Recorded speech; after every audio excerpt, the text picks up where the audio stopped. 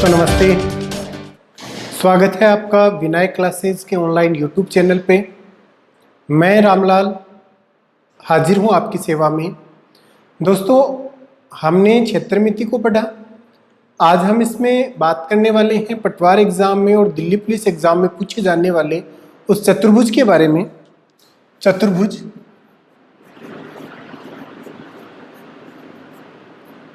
आज हम इस चतुर्भुज में पढ़ेंगे कि चतुर्भुज क्या है, किस प्रकार के इसके एग्जाम में क्वेश्चन आते हैं, इन सब के बारे में। तो देखिए, चतुर्भुज क्या है, नाम से पता चलता है। एक दिन याद करो, हमने जैसे शुरुआत की तो हमने पढ़ा था एक बहुभुज, और उस बहुभुज में सारी जानकारियां देखने को मिली थी कि जितनी भी भुजाएं होती हैं उनके अकॉर्डिंग हम इसमें चलते हैं। त्रिभुज में 3 भुजाएं होती हैं और उनके क्षेत्रफल और उनके कोण, जैसे त्रिभुज में 3 कोण होते हैं और उनका जो मान होता है वो n-2 इंटू पाई हमने पढ़ा था।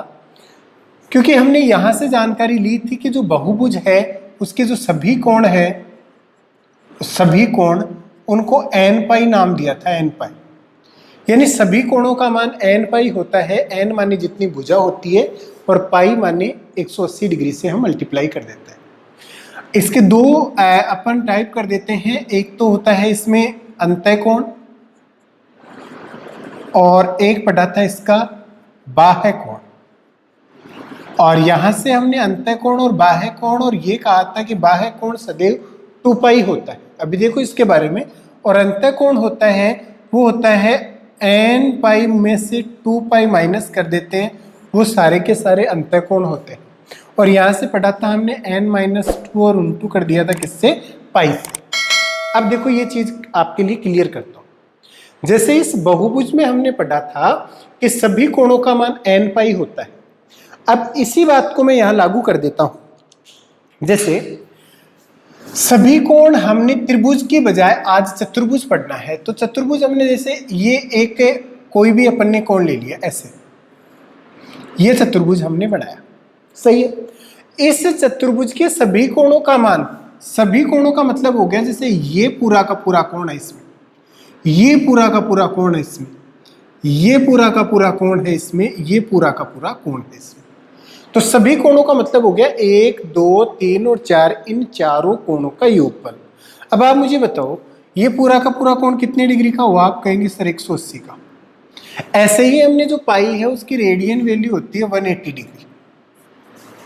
समझ में आ रहा है? इस पाई का मान होता है 180 डिग्री और इसीलिए हमने देखो 180 डिग्री यहाँ पढ़ा। 180 डिग्री है, 180 है, 180 है। क्लियर? याद रखना, कोई भी चाहे जैसे त्रिभुज हो, चतुर्भुज हो, जितनी भुजा होती है उतनी बार 180 डिग्री का कोण हम इसमें बनाते हैं। ये समझ में आ रहा है? अगर बात करें केवल बाह्य कोणों का, तो बाह्य कोण होते हैं केवल ये बाहर बनने वाली है, ये जिनको अक्सर अपन बोलते हैं बहिष्कोण। ये इन कोणों का मान सदैव 2 पाई होता है। कौन से का? जो बाहर बन रहे हैं। जैसे इसमें भी बाह्य कोण ये है, यहां ये बाह्य कोण की श्रेणी में हम रखेंगे जिनको बहिष्कोण बोलते हैं, सॉरी ये। और इन कोणों का योग हमेशा कितना होता है?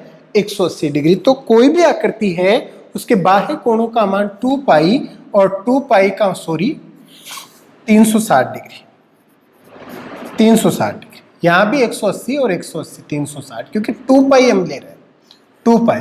और बाह्य कोणों का मान हमेशा कितना होता है? 360 डिग्री होता है। दिमाग में रखना 360। हमने भूलवश पहले 180 बोल दिया था। 180 नहीं बल्कि कितना होता है? तीनों कोण, चारों कोणों का मान 360 डिग्री। क्लियर? अब आगे की बात और आते हैं थोड़ी सी। अंतः कोणों का मान होता है ये 360। जैसे पूरा 180 था, यहां पूरा 180 है, यहां पर 180 है और यहां पर भी 180 है।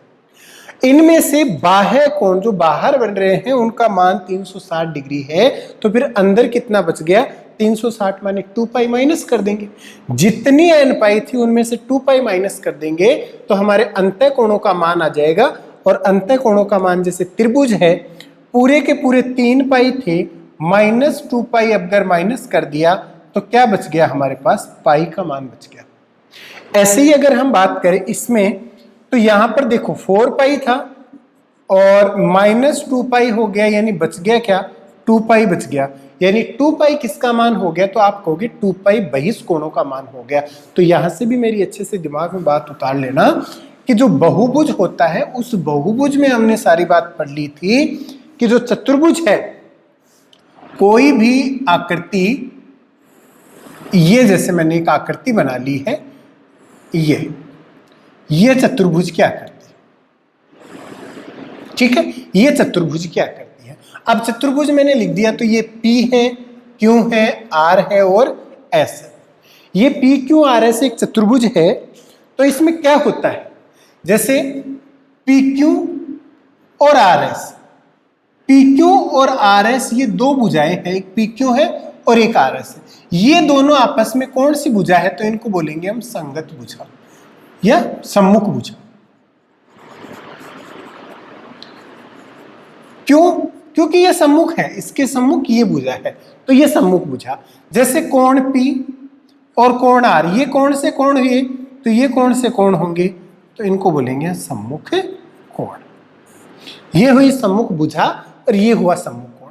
अच्छा, दिमाग में है सर PQ और QR, ये कौन सी भुजा हुई दोनों, PQ और QR, तो इनको बोलेंगे हम संगत भुजा, इनको बोलेंगे हम संगत भुजा। अच्छा, आप कहोगे सर कोण P और कोण Q ये कौन से कोण हुए, तो कोण P और कोण Q, ऐसे ही कोण Q और कोण R, ऐसे ही कोण R और कोण S, और एक कोण S और कोण P। ये जो कोण होते हैं जो एक दूसरे के साथ में, देखो इसके साथ में ये कोण हो गया, इस कोण के साथ में ये कोण हो गया, इस कोण के साथ में ये हो गया, और इन कोणों को बोलेंगे हम संगत कोण। संगत कोण, कोण के बारे में जानकारी मिली।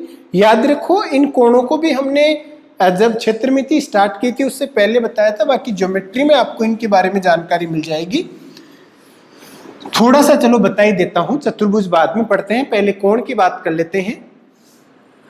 ये जो दो समांतर भुजाएं हम खींच देते हैं, जैसे AB और CD, दो समांतर भुजा खींच दी। चतुर्भुज में इसका नहीं है, केवल कोण की बात कर रहा हूं। ये तीसरी भुजा खींच दी PQ, इसमें जो कोण बन रहे हैं ये 1 2 3 4 5 6 7 8, इन कोणों में बेटा देखो क्या क्या होता है। जैसे एक के सामने कौन सा है, 3, ये जो कोण है, यहां ये कोण है 5 7 है और 6 और 8 है।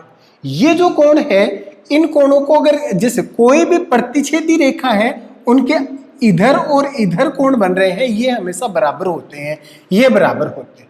बाहर बनने वाले कोण हैं, जैसे कोण 1, कोण 2, कोण 8 और कोण 7, ये सारे के सारे कोण हैं, ये कहलाएंगे बाह्य कोण। बाहर बन रहे हैं तो बाह्य कोण, अंदर बन रहे हैं 4 3 4 5 6, ये कहलाएंगे अंतः कोण। जेड की आकृति में बनने वाले कोण होते हैं एकांतर कोण। तो कोण 4 और कोण 6, कोण 3, कोण 5, 1 और 7 और 2 और 8, ये कहलाते हैं एकांतर कोण।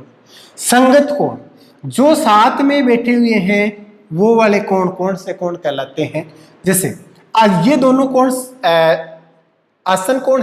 संगत कोण का मतलब होता है जिनकी संगति एक सी हो, 1 और 5, ये वाले कोण कहलाएंगे संगत कोण। समझ में आ गया। रेखिक युग्म में बनने वाले कोण कहलाएंगे रेखिक कोण। इन सब की जानकारी अपनी ज्योमेट्री में मैं स्टार्ट में दूंगा, अभी दिमाग में ऐसे रखो कि ये जो कोण होते हैं बराबर, ये सम्मुख, इसके सामने ये है, 8 के सामने 6 है, 2 के सामने 4 है, 5 के सामने 7 है, बराबर होते हैं।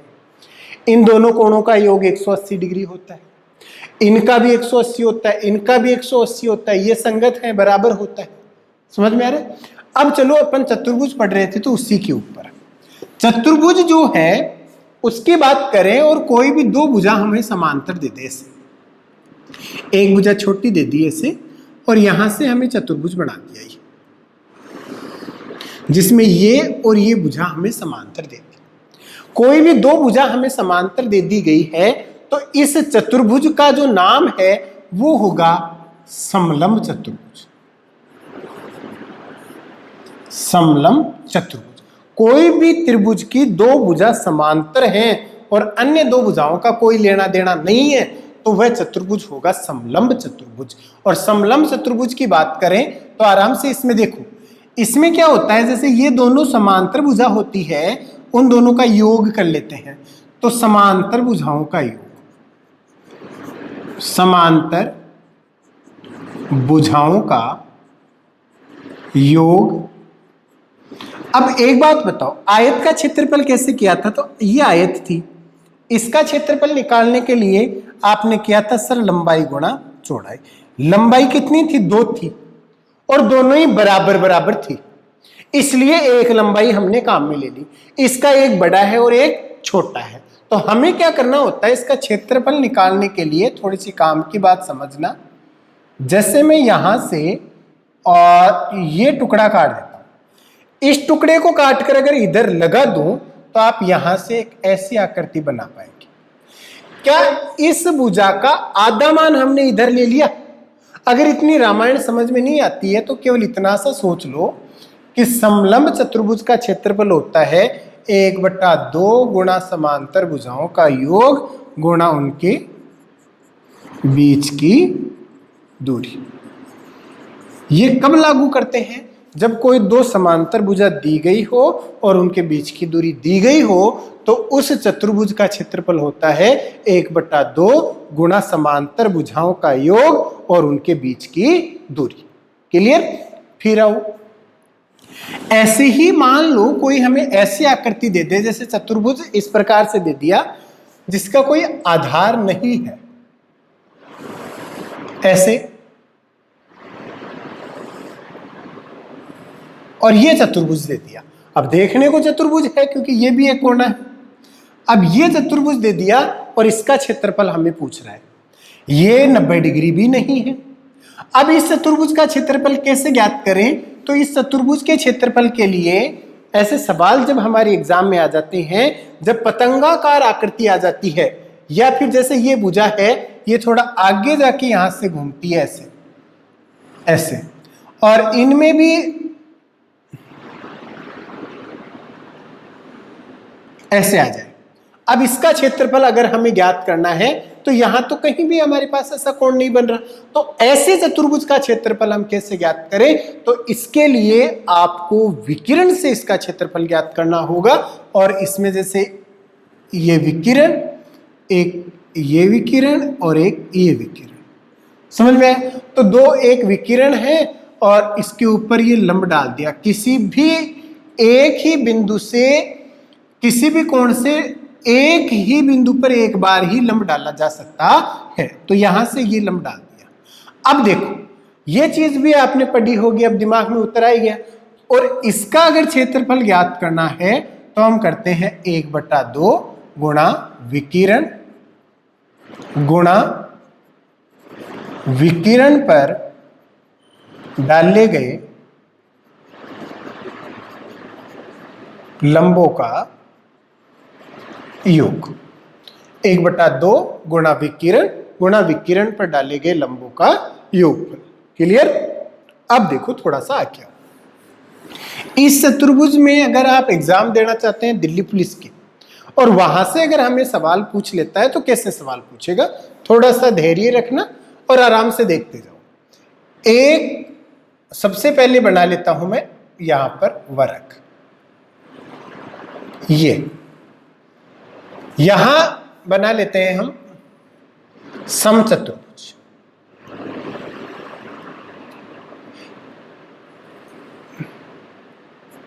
यहां बना लेते हैं हम आयत।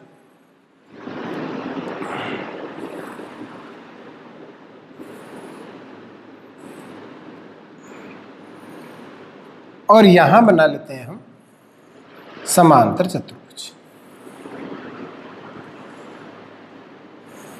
देखिए, ये हमारा वर्ग है, वर्ग, ये आयत, ये जो है ये समचतुर्भुज और ये है समांतर चतुर्भुज। काम की बात समझना। वर्ग, वर्ग एक ऐसी आकृति है जिसके चारों कोण बराबर होते हैं, चारों भुजाएं भी बराबर होती हैं, इसके जो विकिरण होते हैं वो भी बराबर होते हैं और एक दूसरे को 90 डिग्री पर काटते हैं। ऐसे ये आयत है, इसके आमने सामने की भुजा बराबर होती है, चारों कोण 90 डिग्री के होते हैं और विकिरण एक दूसरे को जो समद्विभाजित करती हैं ये रेखाएं, और साथ ही साथ याद रखना ये और ये भाग बराबर बराबर भी होते हैं, लेकिन 90 डिग्री पर नहीं काटते और वर्ग में 90 डिग्री पर काटते हैं। यही कारण है कि इस वर्ग को आयत कह सकते हैं जबकि आयत को वर्ग नहीं कह सकते। क्या कारण है कि इसके जो भी परिभाषाएं हैं वो इस पर लागू नहीं हो रही है, लेकिन आयत की परिभाषा वर्ग पर लागू हो रही है। देखो कैसे, आमने सामने की भुजा बराबर होती है, यस, चारों होती है तो आमने सामने की भी होती है। इसकी दूसरी परिभाषाएं हैं, चारों कोण बराबर होते हैं, लागू होगा, यस। तीसरी परिभाषाएं हैं, दोनों विकिरण एक दूसरे को समद्विभाजित करते हैं, समद्विभाजित करते हैं। क्या इसकी परिभाषा लागू हो गई? लेकिन क्या वर्ग की परिभाषा आयत पर लागू हुई? पहली परिभाषा बोलूंगा, विकिरण एक दूसरे को समकोण पर समद्विभाजित करते हैं, क्या आयत में लागू हुई? नहीं हुई। इसका मतलब आयत की परिभाषा किस पर लागू हो गई? वर्ग पर। तो वर्ग को क्या कहा जा सकता है? आयत कहा जा सकता है, लेकिन आयत को वर्ग नहीं कहा जा सकता। समझ में आ गया? ऐसे ही इसमें क्या होता है कि ये सामने वाले कोण बराबर होते हैं, इसमें ये वाला कोण बराबर होता है, इसकी जो कोण है ये बराबर होता है।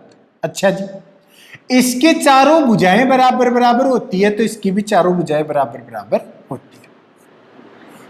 इनके जो कोण है ना वो सम्मुख बराबर होते हैं। इसके जो विकिरण है वो एक दूसरे को समकोण पर समद्विभाजित करते हैं। इसके विकिरण एक दूसरे को समद्विभाजित तो करते हैं लेकिन समकोण पर करे जरूरी नहीं। अब मेरी काम की बात समझो। वर्ग को आयत कह सकते हैं, वर्ग को समचतुर्भुज भी कह सकते हैं, वर्ग को समांतर चतुर्भुज भी कह सकते हैं और वर्ग को आयत भी कह सकते हैं। अब किस किस को क्या क्या कहा जा सकता है मैं आपकी 5 मिनट लेना चाहूंगा, बड़े काम की बात है, थोड़ा ध्यान से देखना। बात थोड़ी सी अपन कहानी के रूप में सीखते हैं कि भाई साहब एक दिन क्या था कि समांतर चतुर्भुज के यहां कोई प्रोग्राम था। ये समांतर चतुर्भुज ने क्या किया कि प्रोग्राम में अपने सभी दोस्तों को इनवाइट किया। तो उस स्थिति में वर्ग ने भी समांतर चतुर्भुज के यहां जाना जरूरी समझा। अब हुआ ये कि वर्ग के पास मोटरसाइकिल नहीं है, मोटरसाइकिल नहीं है तो वर्ग पहले तो इसके यहां जाने के लिए किसके पास जाता है? समचतुर्भुज के पास जाता है और समचतुर्भुज के साथ मोटरसाइकिल पर बैठकर समांतर चतुर्भुज के यहां उस प्रोग्राम में हिस्सा ले लेता है। किसने प्रोग्राम किया था? समांतर चतुर्भुज। कौन आया? वर्ग। किसके साथ? समचतुर्भुज के साथ इसके प्रोग्राम में आ गया। ठीक। दूसरी बार जब समांतर चतुर्भुज ने बुलाया और इसके पास मोटरसाइकिल है, किसके पास आज? वर्ग के पास। ये बहुत प्रोग्राम करता है। वर्ग के पास मोटरसाइकिल थी, जिस दिन नहीं थी उस दिन तो समचतुर्भुज के साथ, और जिस दिन होगी उस दिन हिसाब से ही चलेगा। तो ये हिसाब लगाता है और यहां से जिस दिन बाइक है उस दिन आता है आयत के पास, आयत चालन लिख है, और इस आयत को साथ बिठाता है और कहां पहुंच जाता है? समांतर चतुर्भुज के यहां पहुंच जाता है। तो आज कौन कौन आ गए? आयत और वर्ग दोनों आ गए। इस बात से खपा हो जाता है समचतुर्भुज, नाराज भाई कि भाई तेरे कन मोटरसाइकिल न वे बी दिन मेरे कन आवे और मोटरसाइकिल वे जना आयत न घुमावे, आज के बाद में दिखाई मत देना मेरे को। किसने कहा? समचतुर्भुज। अब इसने इसको मना कर दिया, यार आयत है, बिन भी ध्यान पड़गो कि बेटा वो आपका दोस्त सुई गद्दारी कराए जना आप कहीं वैस कर। तो फिर इसने क्या किया? एक लोई समचतुर्भुज कैठे सीधो जायला कौन जाए वर्ग।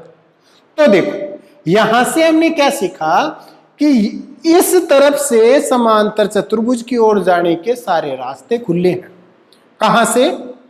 इस वर्ग की ओर से, वर्ग की ओर से समांतर चतुर्भुज की ओर जाने के सारे रास्ते खुले हैं। सारे रास्ते खुले होने का मतलब क्या हुआ? इसका मतलब हुआ कि वर्ग को समचतुर्भुज कह सकते हैं, वर्ग को समांतर चतुर्भुज भी कह सकते हैं और वर्ग को आयत भी कह सकते हैं।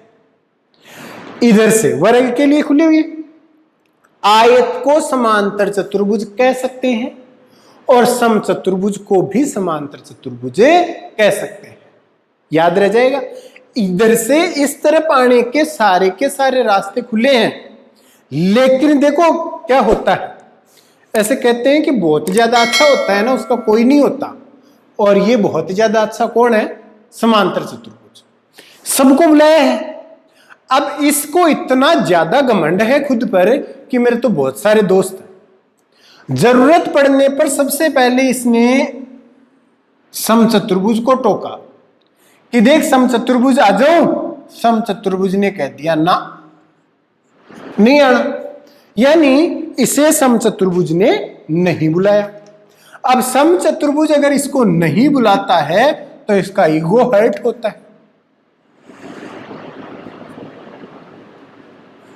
इसने भी इसको मना कर दिया। अब इसने मना किया तो गुस्से गुस्से में कहा चल समचतुर्भुज तुझे तेरी औकात दिखा देता हूं और अभी मैं तेरे सामने आयत के साथ में आता हूं। कहा भाई आयत आजा। आयत के पास जैसे इसने कहा आयत ने भी मना कर दिया। वक्त खराब होता है तो छोटे छोटे बच्चे भी मजे लेने लग जाते हैं। वही काम इस समांतर चतुर्भुज के साथ आज हो रहा है। इसने इसको कहा कि आयत मैं तेरे साथ रहना चाहता हूं। आयत ने भी मना कर दिया। इस बात का इसके अंदर जलजला था और उस जलजले को लेकर कहता है अरे मैं तुम दोनों को समझू ही क्या जब वर्ग मेरे साथ है। और इसने वर्ग को भी परखने की कोशिश की कि वर्ग आज मैं अकेला हूं, आ मेरे पास। और वर्ग ने भी मना कर दिया। इसका मतलब सबसे ज्यादा बुरा किसके साथ हुआ? समांतर चतुर्भुज के साथ हुआ। समांतर चतुर्भुज सबका है लेकिन इसका कोई भी नहीं है। मतलब इतना समझो कि जैसे ही वापस इधर आते हैं, इधर आते ही हमारा ये जो हाथ था वो ना में बदल रहा है। आराम से देख लो, जो हाँ है वो किस में बदल रहा है? ना में। मतलब इस तरफ आ रहे थे उस समय हर बात हाँ थी और उस तरफ जा रहे हैं, इसका मतलब हर बात कहां है? ना है। समझ में आ गया होगा अपना स्ट्रक्चर। और यहीं से आप देखो, यहां से वर्ग समांतर चतुर्भुज हो सकता है। वर्ग के सारे रास्ते, वर्ग बेउपाय है, इसके सारे रास्ते खुले हैं, लेकिन ये देखो किसी को भी हाँ नहीं कह रहा। अब देख सकते हैं वर्ग इधर जाए, यस। वर्ग इधर जा सकता है, यस। वर्ग इधर आ सकता है, यस। लेकिन क्या आयत वर्ग के पास? नहीं। समांतर चतुर्भुज? नहीं। ये इधर नहीं, ये इधर नहीं, ये इधर नहीं। तो बस इतना सा याद रखो, इस तरफ यस और इस तरफ नो। एग्जाम में सवाल कैसे आएगा? निम्न में से कौन सा सत्य है? आप यस नो में जवाब देना। वर्ग को आयत कह सकते हैं, यस। आयत को वर्ग कह सकते हैं, नहीं। वर्ग को समचतुर्भुज कह सकते हैं, यस। समचतुर्भुज को वर्ग कह सकते हैं, नो। समचतुर्भुज को समांतर चतुर्भुज कह सकते हैं, यस। समांतर चतुर्भुज को समचतुर्भुज कह सकते हैं, नहीं। आयत को समांतर कह सकते हैं, यस। समांतर को आयत कह सकते हैं, नहीं।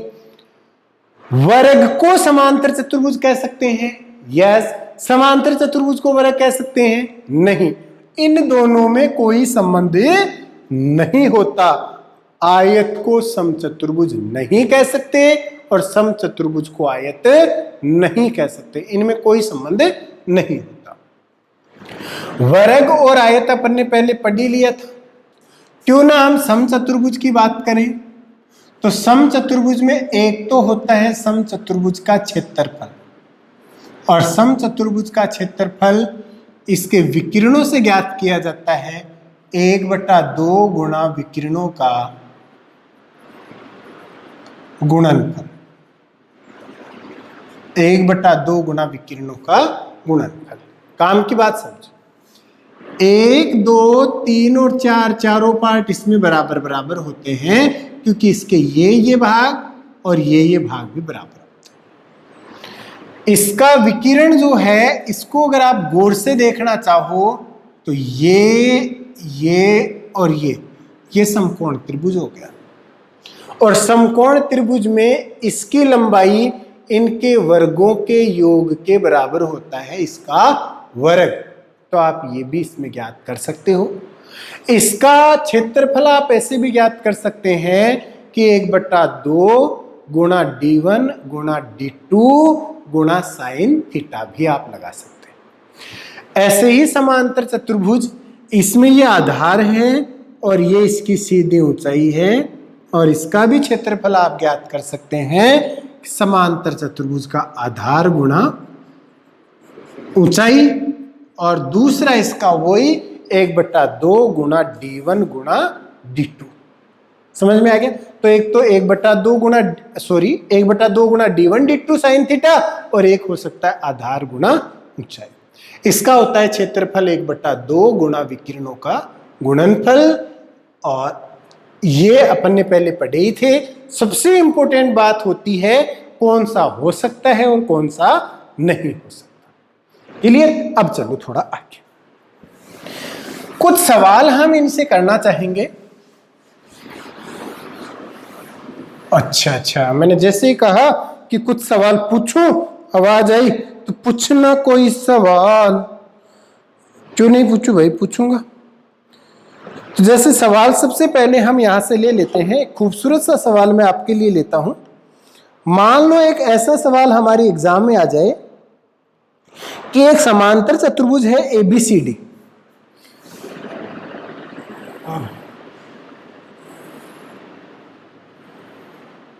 ये आ गया इससे। चलो मैं छोटा सा सवाल ले लेता हूं कि ABCD एक समांतर चतुर्भुज है और इसके दोनों विकिरण बिंदु O पर मिल रहे हैं। इसके दोनों विकिरण बिंदु O पर मिल रहे हैं। फिर अगला ये पूछ लिया कि चतुर्भुज ABCD का क्षेत्रफल 56 वर्ग सेंटीमीटर है, तो त्रिभुज DOC का क्षेत्रफल बताओ। ये पूछ लिया, DOC का क्षेत्रफल क्या होगा। ABCD है का क्षेत्रफल 56 वर्ग सेंटीमीटर हमें दिया, और हमें केवल इसका पूछ लिया। तो याद रखना, ये और ये जो क्षेत्रफल है इनके बराबर बराबर होते हैं। यानी हम ये कह सकते हैं कि यदि समांतर चतुर्भुज है, ACBD पर काटते हैं, ABCD का क्षेत्रफल 56 है, तो OAB का क्षेत्रफल क्या होगा। और अगर हमें ज्ञात करना है तो बस इतना सा ध्यान रखना, 4 पार्ट बराबर होता है, 1/4 गुणा क्षेत्रफल यानी 56 और 14 वर्ग सेंटीमीटर हमारे सवाल का उत्तर आ जाएगा। समझ में आ गया? क्यों? क्योंकि ये अगर ज्यादा पार्ट है तो ये कम है, अगर ये ज्यादा है तो ये कम है। समझ में आए? फिर चलते हैं थोड़ा सा आगे। अगर एक सवाल हमें कुछ इस प्रकार से दे दे, ये सवाल मैं बोर्ड पे लिख रहा हूं, इस सवाल को आप करना। बड़ा खूबसूरत सवाल लिखूंगा, बहुत खूबसूरत सवाल है। सवाल है कि ABCD एक समांतर चतुर्भुज है। ऐसे है, ABCD एक समांतर चतुर्भुज, भुजा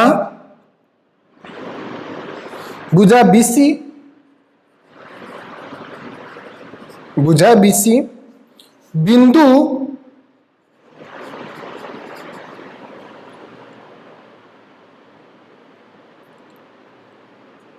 ई इस तरह से है, BC पर ई इस तरह से है कि BE अनुपात EC बराबर M अनुपात N। यदि AE और DB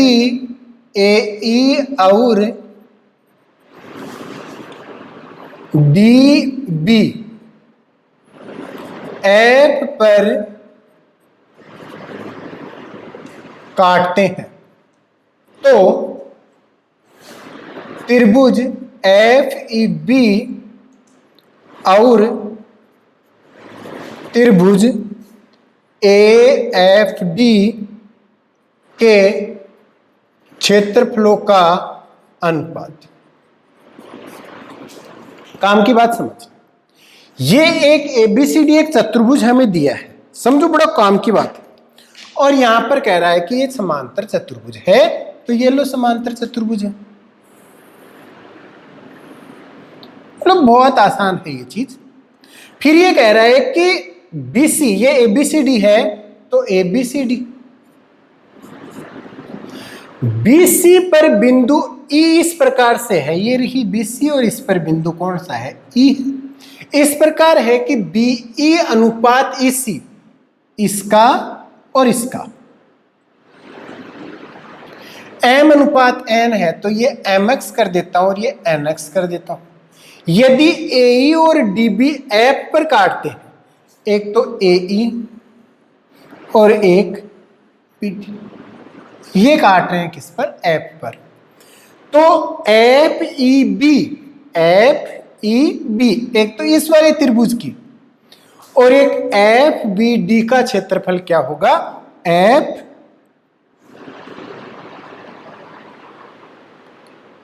AFD एक इसका क्षेत्रफल क्या होगा। देखो ज्यादा बड़ी बात नहीं है, ज्योमेट्री अगर हम इसमें पढ़े होते तो बहुत ज्यादा अच्छा लगता।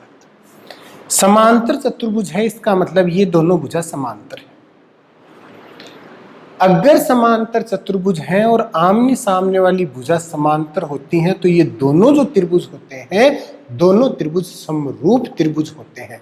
एक कोण और एक भुजा अगर समांतर, एक कोण और एक भुजा का अनुपात बराबर हो गया तो डबल ए फॉर्मूले से ट्रिपल ए, डबल ए और ट्रिपल एस या भुजा कोण भुजा, इन नियम समता और समरूपता हम उसमें पढ़ेंगे सास आस के आधार पर। और यहां हमें इसका और इसका अनुपात हमें दे रखा है, दे दिया होगा भले ये भुजा और ये भुजा समांतर हैं, ये दोनों कोण बराबर हैं, क्योंकि ये दोनों कोणों को अपन प्रतिच्छेदी रेखाओं के आधार पर बनाए जाने वाले कोण सम्मुख कोण बराबर होते हैं।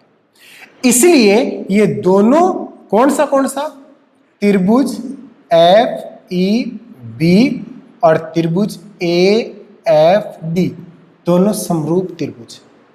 अगर दोनों समरूप त्रिभुज है तो हम ये कह सकते हैं कि इस त्रिभुज की इसका क्षेत्रफल इसके आधार के वर्ग के बराबर होता है, तो AD का स्क्वायर इसका क्षेत्रफल इसके क्षेत्रफल के बराबर होता है, तो AD का स्क्वायर हो जाएगा MX प्लस NX का स्क्वायर। समझ में आ गया। और इसका क्षेत्रफल हो जाएगा, समरूप हो जाएगा MX का स्क्वायर।